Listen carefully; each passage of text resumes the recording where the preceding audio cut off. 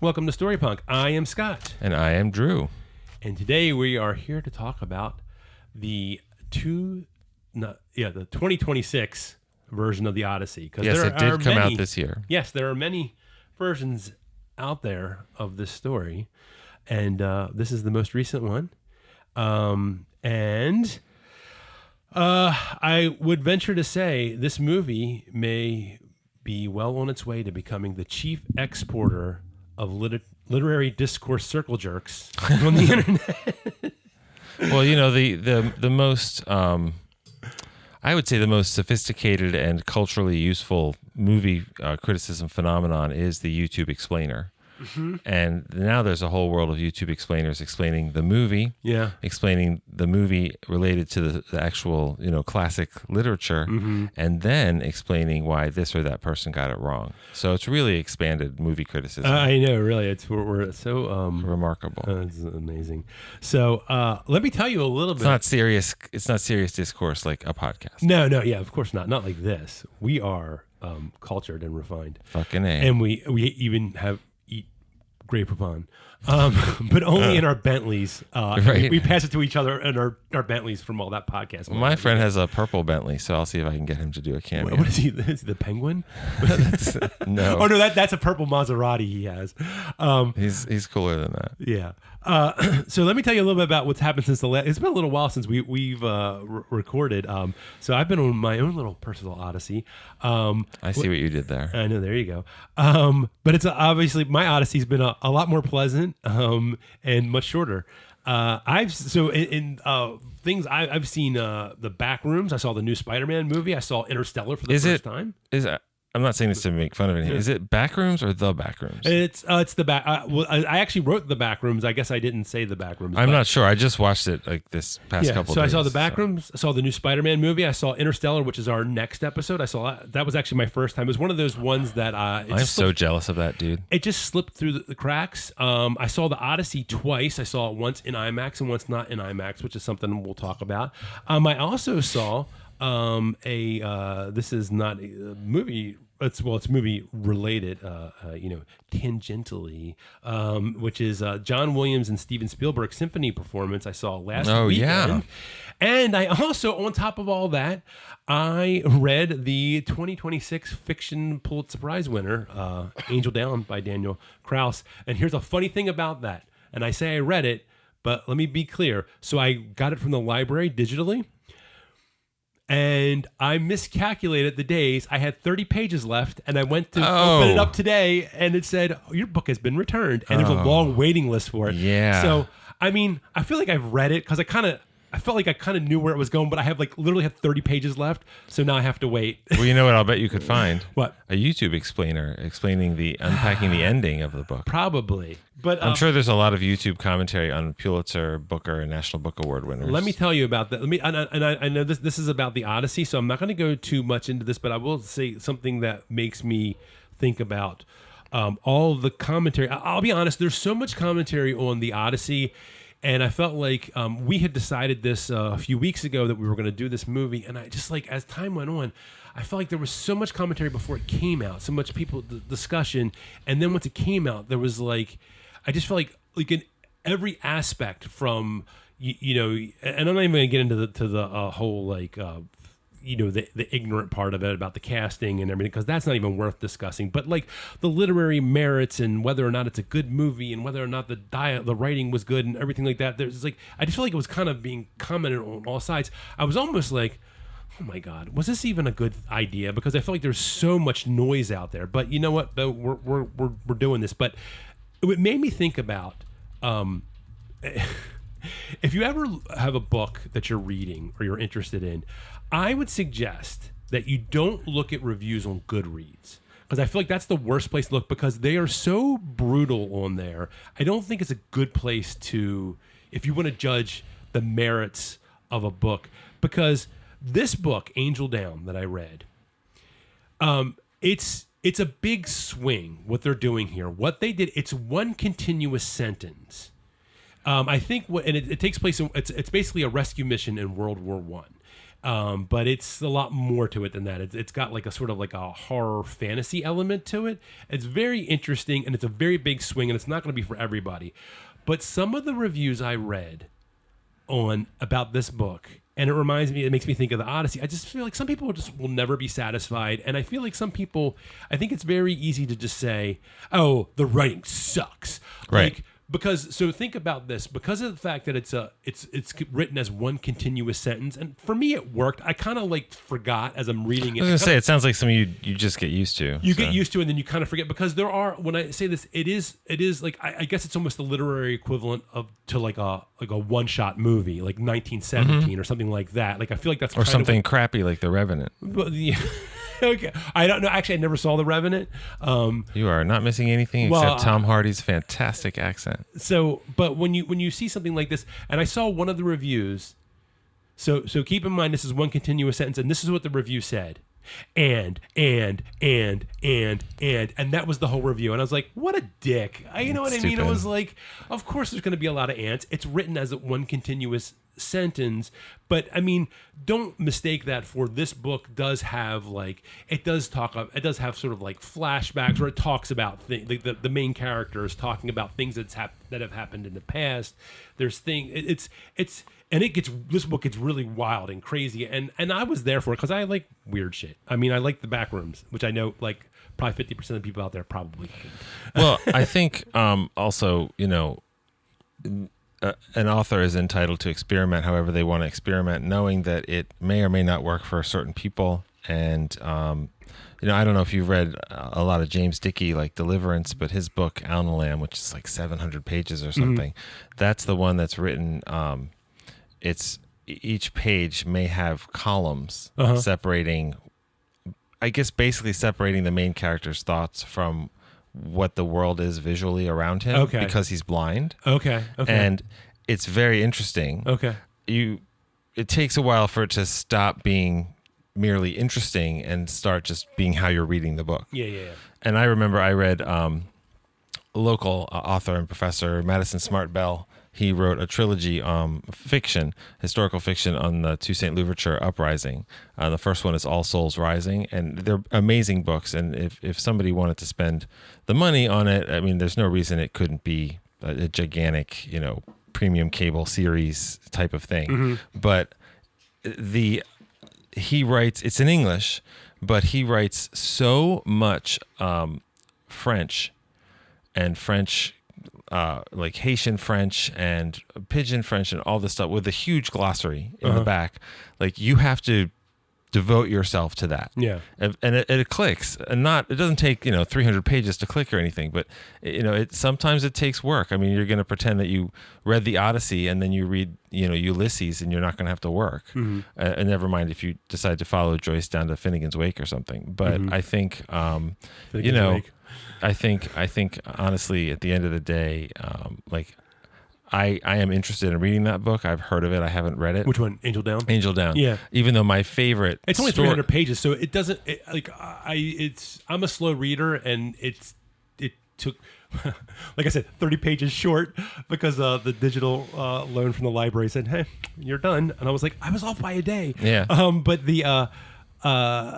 So it's a quick read. It took me a week to read it, and I'm a slow reader. Well, if I'm going to read something set in World War I about finding something trapped in barbed wire, it's going to have to really work hard to beat Warhorse. I'm just saying. But this is but I guess to kind of bring it back to the Odyssey is that did we just go on an Odyssey? What? Did we just go on an Odyssey? We did a little bit. But the thing about it is that people. This is a Pulitzer Prize winner, so it is a. I mean, there are some people out there that there is a qualified body of people judging this, saying this has literary merit. So it's not like this is just some weird indie self-published thing that came out that this does have some literary merit to it, and I think I think I thought it was interesting, and I just think it's very easy for people to come and say, well, this is because I've like when it comes to the Odyssey, I've heard some people, they're going a little too overboard, saying, this, some of this is the the best writing I've ever seen, which. You mean of the movie? Yeah, the movie, like some of the dialogue and and things that are said in the movie, and I'm like, some of it I think is good, and I also don't think it's. Some people are saying it's garbage, it's the worst thing ever, and I'm like, are you what? Like it doesn't really. I think some people just say things just to say. Well, look, I mean the script is genuinely amaze, because to take a classic story and to make it your own thing, which I did not expect how much of that. Nolan would do. I was very impressed. I was very impressed. Yeah. I think also to see a movie and have it be like, this is the greatest thing ever, et cetera, et cetera, et cetera. It just came out. Yeah. Give it some time. Yeah. The Odyssey, is a little older than a lot of stories that have been adapted. Also, I'll just say at this point, full spoilers. But I think... I think people get excited, which is good, but to make pronouncements, like now everybody's ranking Christopher Nolan's films. I think that can be an interesting thing to listen to, but I don't personally get a lot out of that. Like I don't want to sit here and rank Christopher Nolan's films, but I think it's important to talk about how an artist makes different works and how they compare and things like that. And I think that the Odyssey is up there with his best work for sure, even though I've only seen it once and it just came out. But, people like to get excited. If you think of commentary on the internet, I always think of the same thing, which is, the first thing. Just first on it. I mean, that's what, 20 years old already? It's just dumb. Yeah, I've seen. People are just silly. Have you ever seen that somebody did like a little the guy who does that, the video? Yeah. Like puffy jacket. Yep. 420 or whatever. And he's like, first. And he goes, am I making the world a better place? He goes, definitely not. No, definitely not. But well, let me just step back for a second. For those, in case you're not familiar with the Odyssey, and there's some people that aren't, but it's basically the story of Odysseus. He was he's the king of Ithaca, not New York.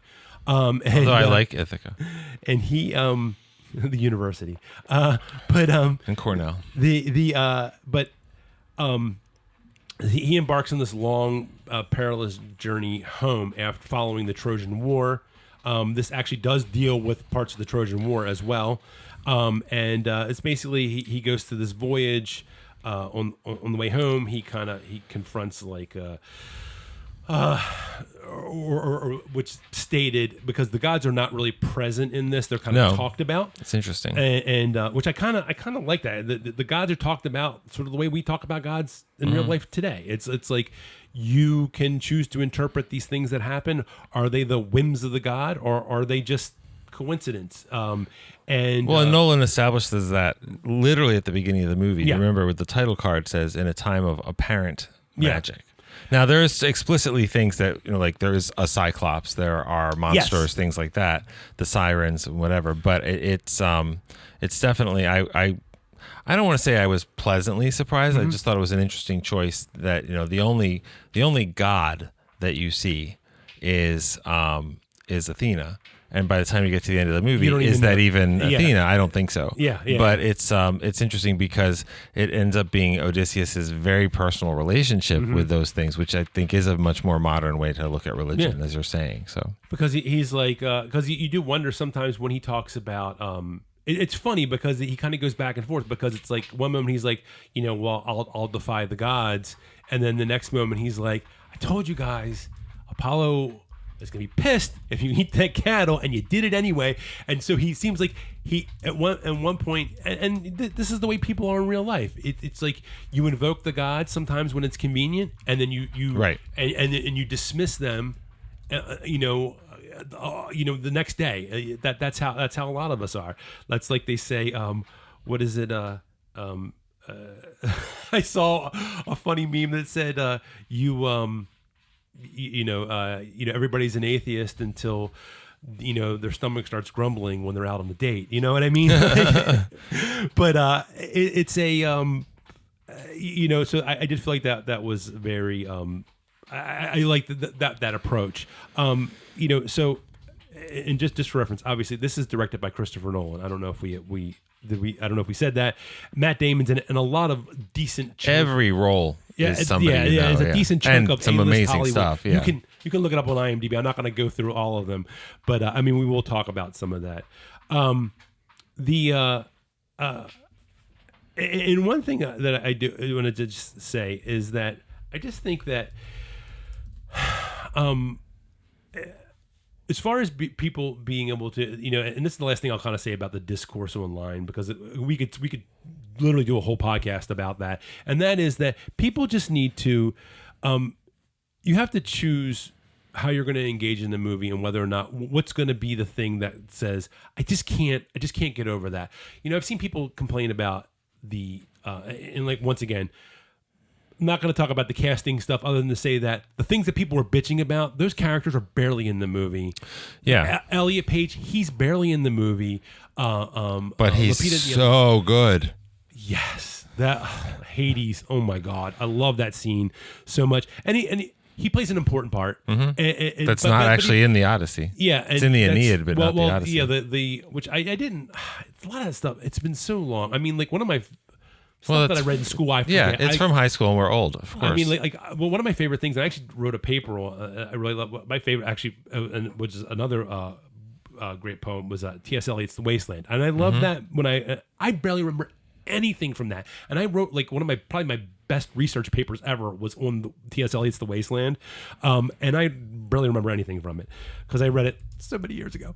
But I didn't realize because I guess it all blends together to me. Like the Trojan horse stuff is not even in the Odyssey. That's actually a separate piece of work. And I was like, oh, really? I didn't. It all blends together.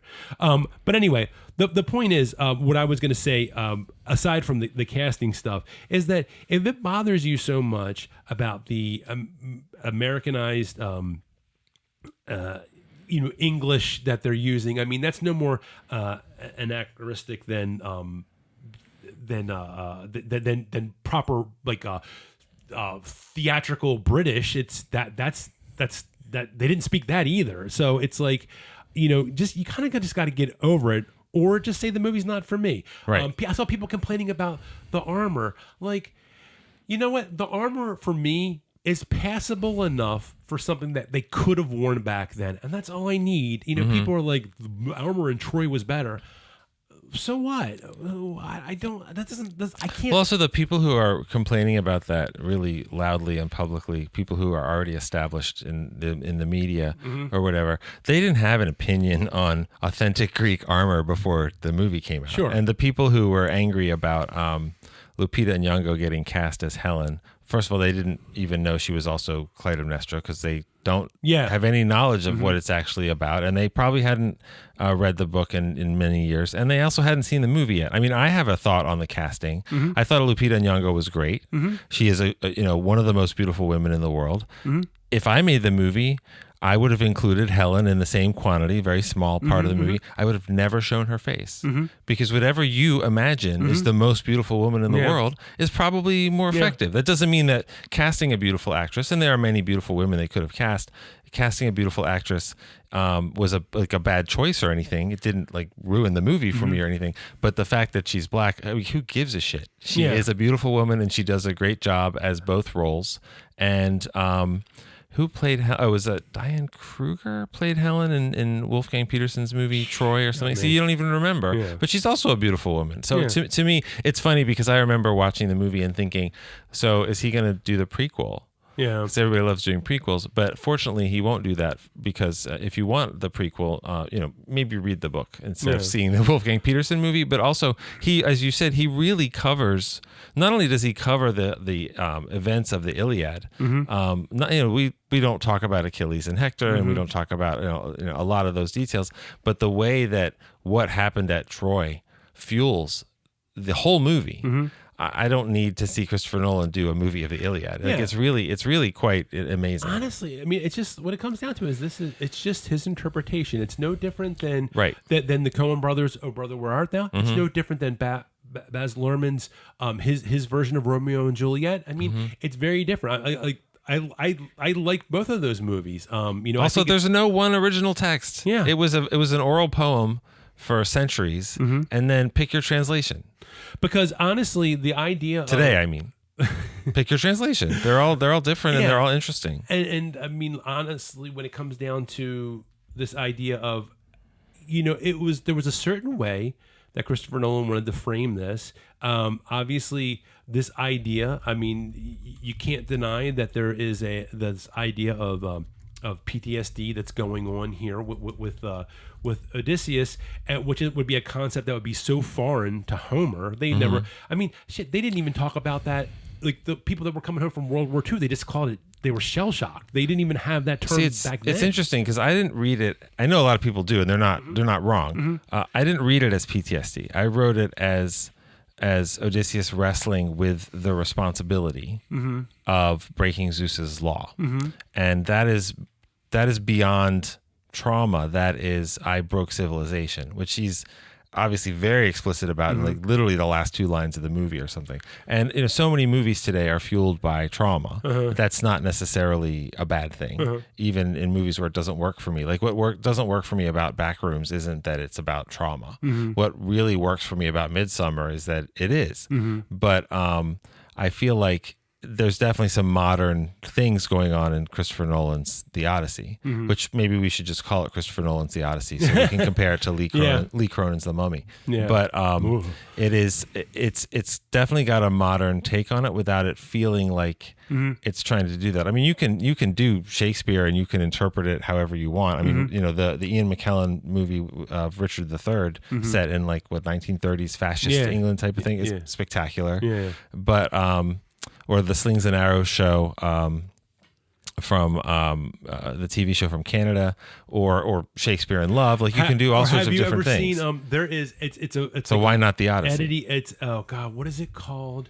There was a version of Macbeth, with what's that actor's name? James LeGros or whatever or LeGros, I forget how you say his last name. It was set in 1970s. It was Scotland, PA, and it was about a burger fast food place. And it's Macbeth. I think it may have been just called Macbeth. I can't remember, but no, I think it was called Scotland, PA. Oh, I think you're right. Yeah, that's what it was. And that was, I love that, and it's like because it's very indie and it's very, but it's the story of Macbeth, and it's a wild like interpretation of it, but it's a that was because I remember Christopher Walken is Detective Macduff. I mean, it's like, and it's so goofy, but it's just like, oh brother, where art thou? It's just an interpretation of the story. I think the PTSD. I mean, like you said, I guess it really is how you.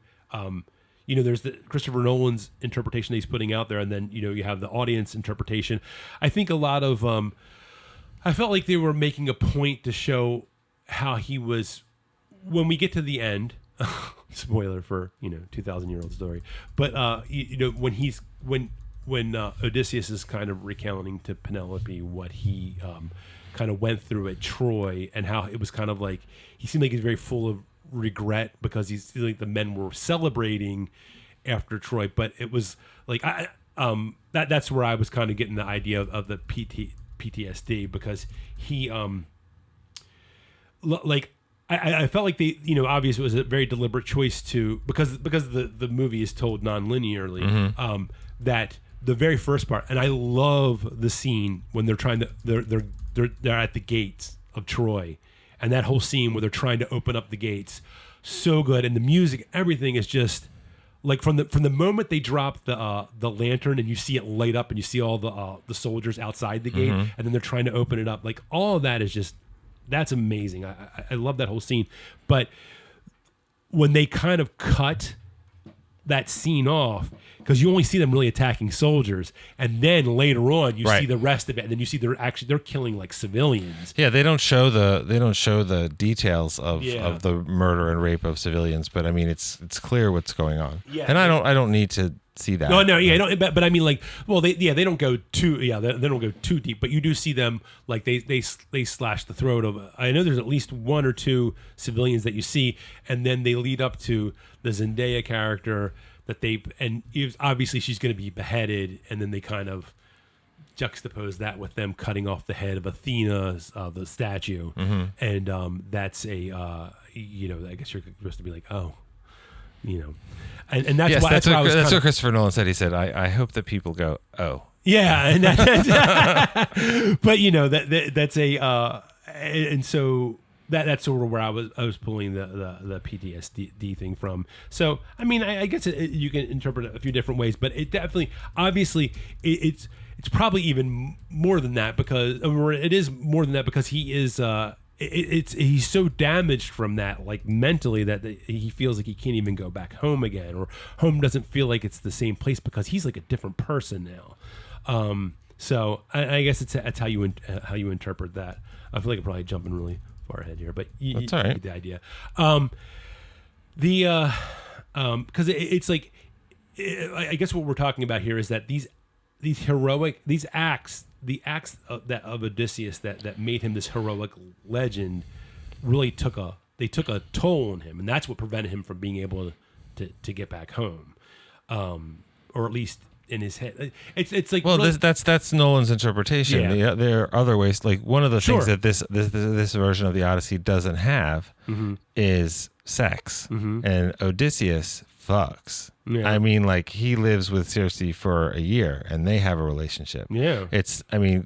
You're not going to be stuck on an island with Charlize Theron for 7 years and just be friends. I mean, like, that's not unusual for the time. It's not about some concept of some modern concept of faith or anything. But I mean, Christopher Nolan generally makes sexless movies, so I wasn't surprised that he didn't explore that. But they do a lot of different things, like the whole, we'll talk about it, the whole Cyclops sequence. One of the big things about that is when Odysseus says his name is nobody, and that's not in the movie at all. But that doesn't, I mean, I didn't watch that and go, oh, he did it wrong. But I mean, Some people did. Yeah. And because there's actually I believe that also that's when they go and they go to Hades, because that nobody theme is instead of the whole thing about going west, from what I understand, he was told that he's supposed to go inland, where he's so far that nobody knows who he is. That was part of that what he was told when he went to Hades he was supposed to do. That they cut that out.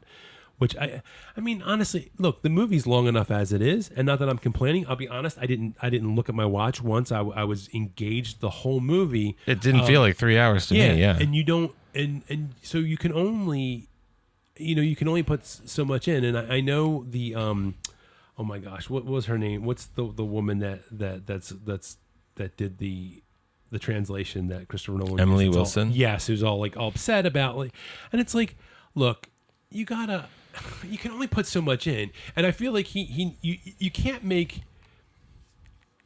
I think she was mad because she felt like, ultimately, what I got from, if you boil everything down to what she was saying, is I think she felt like Odysseus needed to be more complicated than he was portrayed on screen. And that's kind of what I got from what she seems to be most upset about.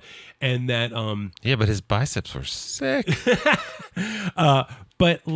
But at the same time, I feel like sometimes when it's a movie, you gotta streamline it a little bit. It doesn't even matter that it's a movie; it's adaptation. Yeah, and it's an adaptation in English of something that exists in my mind and everyone's mind in a translation anyway. Yeah, and interpretation and conversation, intellectually, emotionally, that's one of the most human things that we can do. So if you don't like Christopher Nolan's Odyssey interpretation, that's a legitimate take. Sure. But his interpretation is also a legitimate take. Yeah.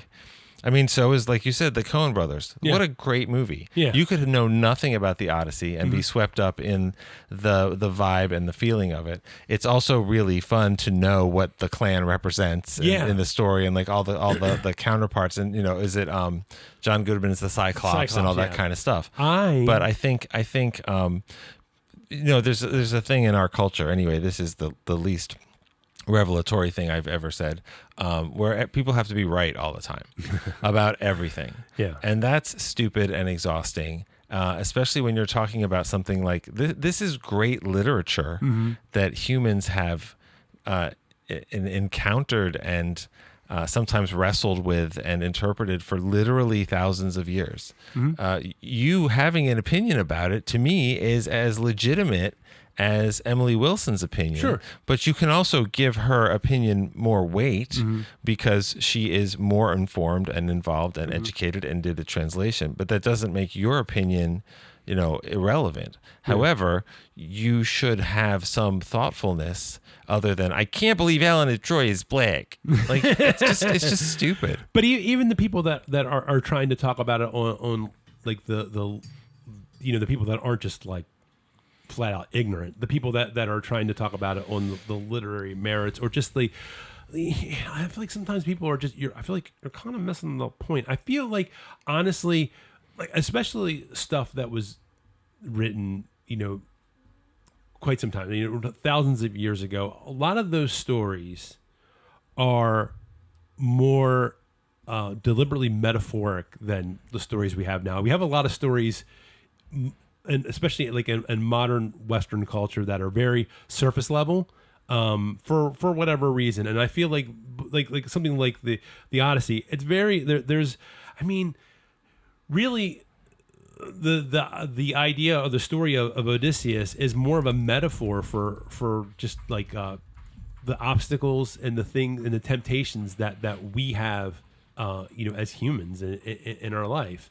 Not a 1-to-1, you know what I mean? But just in general, that there are these things in our life that and that sometimes we have to go through a lot. And maybe it's not a 20 years of war and then a journey home, but we all have our things that we have to go through, our trials in life, and I feel like that's the point of it. Not, oh my God, they got the armor wrong, or Odysseus didn't have enough sex in the movie. It's like, well, I that's, if that's what you wanted out of the movie, that's fine. But like, I can't say that Christopher Nolan's movie sucks because, they didn't make Odysseus even more complicated. So that's just sort of my take on that. The idea of the story and his interpretation. So, but and I don't want to jump ahead. I do have technical stuff. I just want to let you know before to talk about. But I want you to any more story stuff specifically that you. Well, I found it a little episodic. I think that some of the greatest stuff that worked in the movie for me is how human it is. The relationship between Odysseus and Eurylochus, that's Himesh Patel's character. Okay, yeah. That felt very real and human. Some of the choices that Nolan made as to how to interpret the characters and who to interpret it, like, I love John Bernthal. Yeah. I don't know that I would have ever thought, oh yeah, Menelaus. Yeah. But he's great. Yeah. And Benny Safdie as Agamemnon, that's wild, because I spent the whole movie going, who's in there? Are we even going to see? Yeah. Are they doing what I thought they could have done with Helen of Troy, and we're just not going to know who Agamemnon is? And then by the time you see him, when he gets murdered, he's just... for the 2 seconds we see his actual face? He's just a guy. Yeah. It's not even 2 seconds. He's just a guy. He's not like Flash. Well, he doesn't have like, a superhero body or whatever. Benny Safdie's a big guy. How big is he? I don't know. He's a big guy. He's not like a big muscular bodybuilder. No, but I mean, guy, like, tall. He comes across very. I mean, I don't know what he is in real life as far as height wise, but I mean, they do a good job of making him come across very imposing. In the movie, the way that they, obviously his armor is different than everybody else's, and so that all plays into it as well.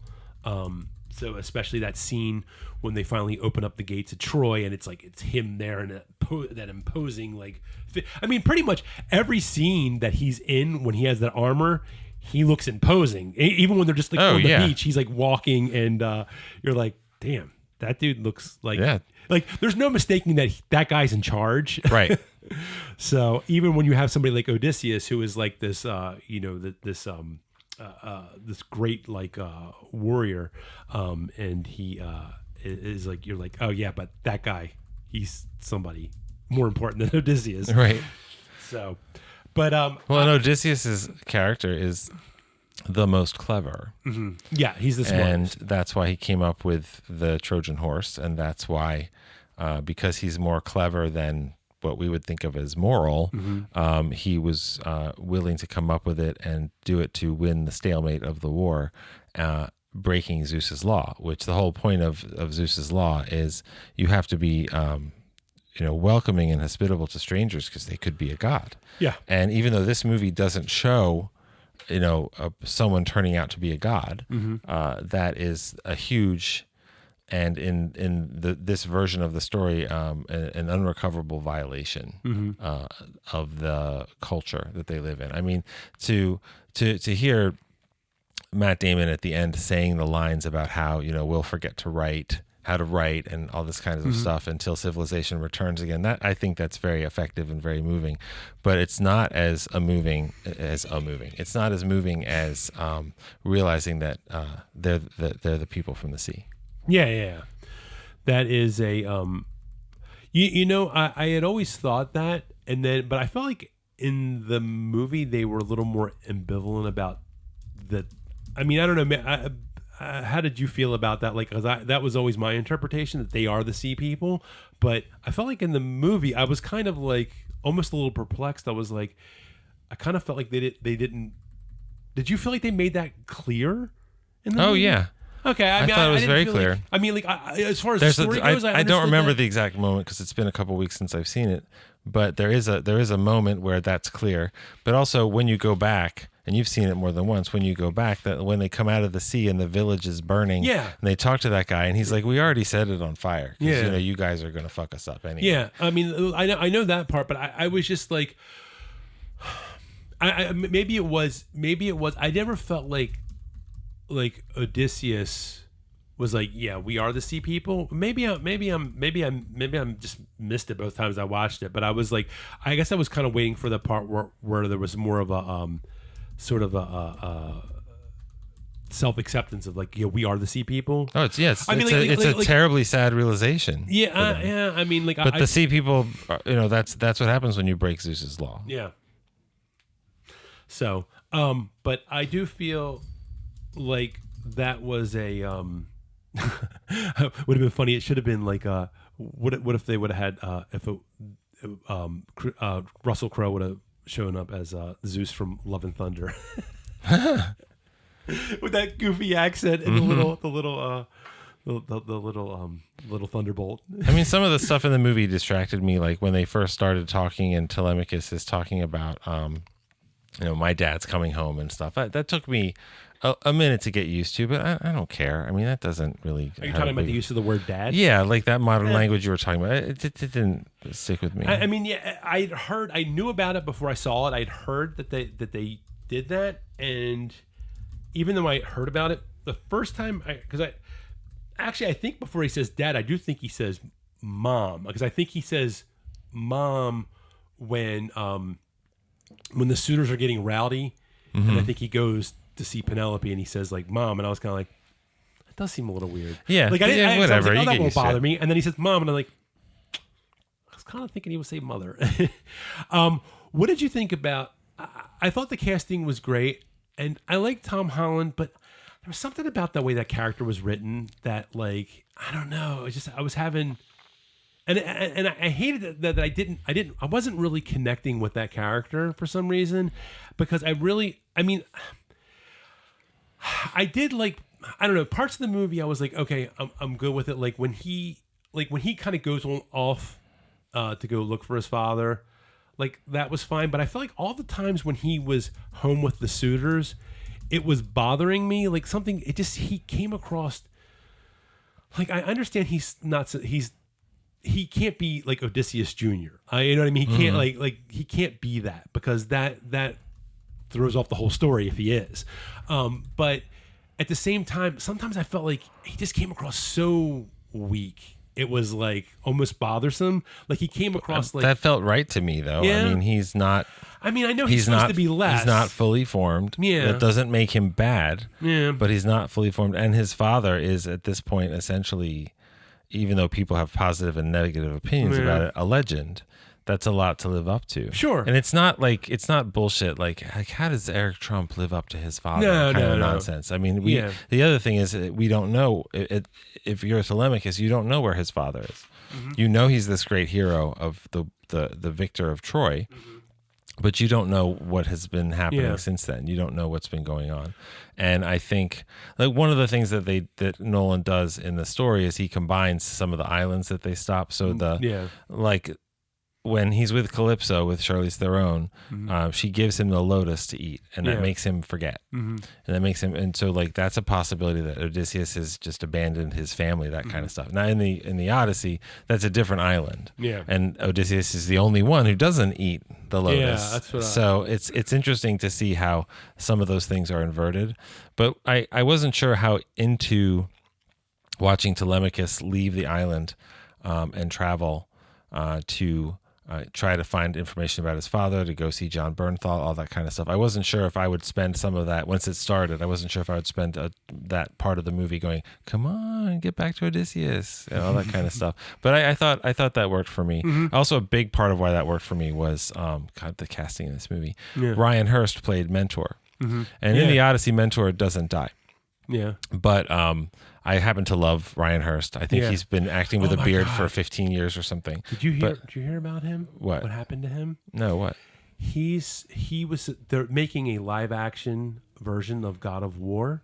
He spent a year putting on 40 pounds of muscle. They shot 4 episodes. He tore his bicep, and they have to recast him.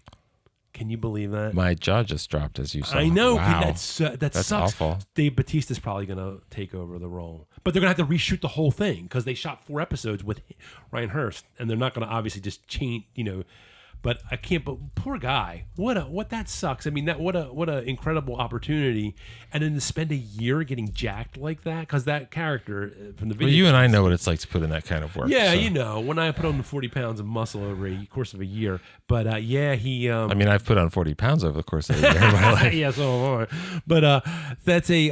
But that's just. I feel so bad. Well, it's also interesting. He's a good actor. Though. He's a great actor. Yeah. He's also an interesting. Like I never played those games, but Kratos, is that the main character? Yeah. That's an interesting. I mean, I've seen that character and what he looks like in his paint, and know a little bit about the story. He's an interesting choice. Dave Bautista is great. Yeah. He's more of on the short list of people I would think to cast. Because he's comically large. He's not human. Appearing scale until he starts acting, and then you're like, oh, this dude is really good. Yeah. But I did not know that about Mr. Hurst. Yeah, that's unfortunate. But I mean, I mean, he has another bicep. I don't know what the big deal about tearing one of them is. But apparently, because they said his recovery time would be almost a year, and they're like, we can't. Apparently, the show's been delayed. They announced the show, I think, like in 2022, and it's been delayed so long they can't delay it anymore. So they have to completely recast it. So I feel bad for him. That sucks. But anyway, the thing about Tom Holland is I don't know. There's something about I think it was more when he was home, when he's with the suitors. I don't know, like a lot of the interactions he had with the suitors, something. I understand why it was the way it was. It just, I don't know, just something about, and that's just me personally. But I do understand why you can't have him. He can't be anywhere on the level of his father because the story doesn't work. He has to be weaker than his father because if he comes in and he starts telling the suitors what to do, then it throws off the whole story. Right. So, but I understand that, but I just felt like it was like, I think I was getting so frustrated when he was like fighting. I'm like, dude, fight better. Like the whole scene when he's fighting the guy in the, up in the storage room, when he's throwing the weapons through the ceiling, the hole in the ceiling. I was like, come on, man. But I think maybe that's just one of those things where you're just like, hey, like it's a desire in you just from like a like it has nothing to necessarily even do with storytelling. It's just like you're just like, dude, get it going, do something. So, but yeah. And how did you like the whole? What did you think about the whole? He kicked some serious ass in that part. That's one of the things I liked about the music. It's like the score is amazing. And they just really knew how to like kind of ramp up the music. Actually, I'll talk about the music in a minute. I wanted to get the Albanian isopolyphony, amazing. but let me. But so, did you have any more story stuff to talk about before I get into the technical stuff? I think I also liked the way that they kind of did their own thing with the different chapters. Like the Lestrygonians are the giants that they encounter. Yeah. And all of these characters are, these ones that are apparently magical are related to specific gods. Like, the Polyphemus, the Cyclops is the son of Poseidon, which is why they can't survive the sea later in the movie. And the Lestrygonians are giant, which is of course already magical, and they're not cannibals or at least not explicitly cannibals in the movie, but they are terrifying. And the way that I'm sure you'll talk about this, the way that they shot that all practically is amazing. And watching them flip over the 2 of the 3 ships and throw the guys out and kill them. And I don't think when they encounter the Lestrygonians, all that incredible stuff with the trees moving and the trunks like jailing or imprisoning the different groups of Odysseus's men, like that stuff is very effective and it's very powerful. But I think there's so much that worked in the movie for me that was really moving. And we haven't even talked about and this may be part of what you want to talk about, Robert Pattinson and John Leguizamo and Samantha Morton. Like the whole Circe scene is just, it's incredible in terms of filmmaking. It's incredible in terms of storytelling. But if you want to know like one thing that I just love in a story, and I mean the movie nails the ending, gets all John Wick and it works. And everything. But that's exactly what I thought. One of my favorite things in the movie, just in a general thing, if you say what is Andrew like in a story. I like things like when the mission control room, everybody claps because something good happened, stuff like that. So one of the things I really like is moments of recognition. Yeah. So that's the Argos scene with the dog, where Argos recognizes Odysseus, which is very moving. And I also watched The Return, the Ralph Fiennes version. And I've seen, the Arma da Sante miniseries a million years ago, and they all do it in different ways. And that scene is very moving and very powerful. And you're like, fuck Robert Pattinson and these guys for throwing the dog on the dung heap and all that stuff. But then the way that they turn that into, that's when Telemachus really recognizes his father is really great. And maybe my favorite one of those just tiny little moments is when Telemachus and Mentor go to the temple, and Robert Pattinson Antinous has set assassins on them. And so these pilgrim priests, whatever, turn out to be assassins, and then Odysseus shows up and saves them. And as Ryan Hurst dies, his eyes widen, and he realizes, oh, you've come home. I mean, unbelievable, really powerful stuff. And I felt like if they're going to kill Mentor, which is not in the original story, boy, did they give him an exit, because he got to fight to defend Telemachus, and then he got to know the truth, the way that Argos got to know the truth. I waited for you. You came home. I was faithful. I took care of your son. I taught him what turns out to be certainly enough of a warrior to handle a fight where it's like Odysseus and 4 other people against, I don't even know what, 80 suitors, 100 suitors, and and Robert Pattinson's like, get the spears, everything that fell out of the ceiling and all that kind of stuff. And so there were just so many really powerful emotional moments that were both the moments from the Odyssey, from Homer's The Odyssey, but also Nolan's version. And Nolan, I run very hot and cold on his movies, and I tend to think, he ends up being more emotionally sterile than I expect, but then he'll give me moments, we'll talk about this for sure in Interstellar, and moments like the very ending of Dunkirk.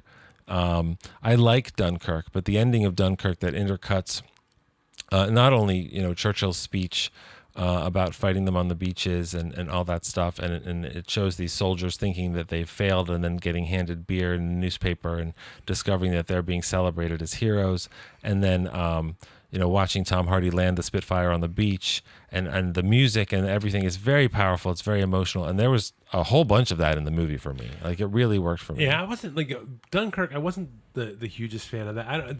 That to me felt a little emotionally sterile, except for the one scene when they start dropping the propaganda stuff and they pick it up and it's something that says something did it say something like you're surrounded or whatever, and I was like, oh shit, that part was like the only part that really did it for me in that movie. Also, the whole thing in Dunkirk, I found it distracting. It's not that it didn't work, is the whole this storyline is over a week, and this storyline is over 12 hours, and this storyline is over an hour. I found it distracting going back and forth between them. I'm very open to nonlinear storylines, but it was a little bit too much for me in that movie. And that's like the first time I think I've ever said that it wasn't work. Like nonlinear just wasn't working for me in that movie. And that's like probably the only movie I've ever had that happen. Well, also Dunkirk is, such a huge story, and we're Americans, so we don't have the emotional connection to it. But once you learn the story, you can't help but be, incredibly, taken and moved by it. And, the civilian fleet and Barry Keoghan's character Mark Rylance's character and that whole part of the story.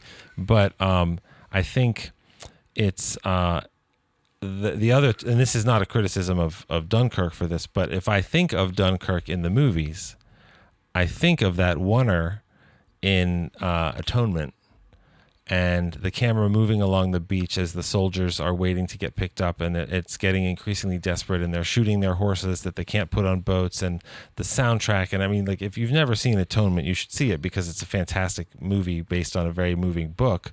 But that is literally one scene in this movie that goes over, almost whole lifetimes for some of these people. And that, to me, like, if you want me to say what do I feel when I think of Dunkirk, I will pick that scene over the movie Dunkirk, even though there's stuff I just said I really like in Dunkirk.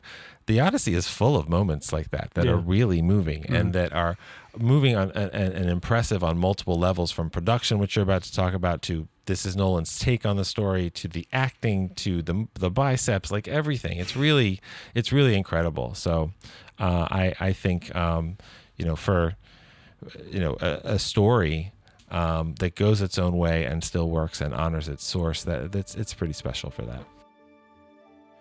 This is Scott jumping in here to let everyone know that Drew and I had a lot to say about the Odyssey, and so after recording we decided to break it into 2 parts. So I'll say that's a wrap on part 1 of the Odyssey, and we'll be back next week for part 2, so be sure to join us then. You can follow us on your favorite podcast platform, or directly at www.storypunk.com. And in the meantime, you can also check out our Instagram page at StoryPunkPod, or you can also find us on Facebook for updates there. And if you want to see us talk about some other movies that we haven't talked about here on the show, some of them are movies that we have talked about on the show, you can find us on Letterboxd.